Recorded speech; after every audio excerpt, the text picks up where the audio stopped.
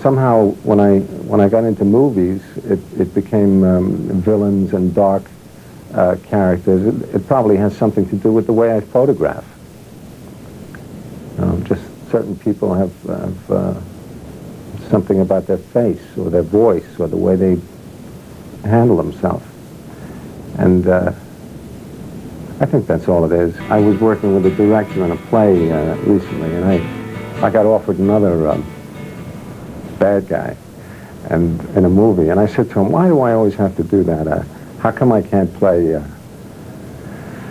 somebody who gets the girl and there's a happy ending and some jokes and no guns? And I said, why do I always have to play these people? And he said, because you're good at it. And that's as good an answer as any. I'm happy to be working, and if villains and twisted people are what it is, then I'm pleased just to be an actor who works and makes a good living. And then again, things change in show business so quickly, and I keep thinking that one day the phone will ring and there'll be another kind of part, and then I'll be off in some other direction. I read Batman. I read the comics. In my house, actually there was a room filled from the floor to the ceiling with these comic books from the 50s, and a lot of really good ones now that I understand are valuable. My mother threw them all away at some point. It's terrible.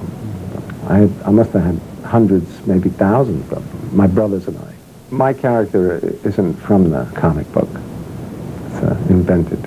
I played Max Schreck, industrialist.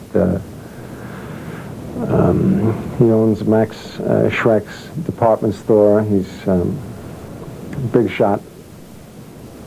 And he's captured by the Penguin and taken to his underworld lair, where they make a deal to bring the Penguin out of the sewers and organize a campaign to make him mayor of Gotham City. That's my role. I play kind of Penguin's agent. Now, Danny DeVito may have played the Penguin, but it was Christopher's feathered co-stars that proved to be the most challenging. At one point, we worked for several weeks with a lot of penguins, dozens, I don't know how many, but 50, 60 penguins. And that was very interesting, to be around penguins all the time, because they would take their break too, just like everybody else. Penguins are very friendly. You could see pets. They're very affectionate, particularly the bigger ones. Head on your lap while you're sitting there. But working with these warm-blooded creatures kept Christopher in the deep freeze. The sets of Gotham City are practically life-size. Big buildings and streets and cars on the streets, and the whole thing was refrigerated so that you could. We shot it in the early fall in California, where it's warm most of the time, and they had these giant air conditioners, and you can see people's breath as though it were winter.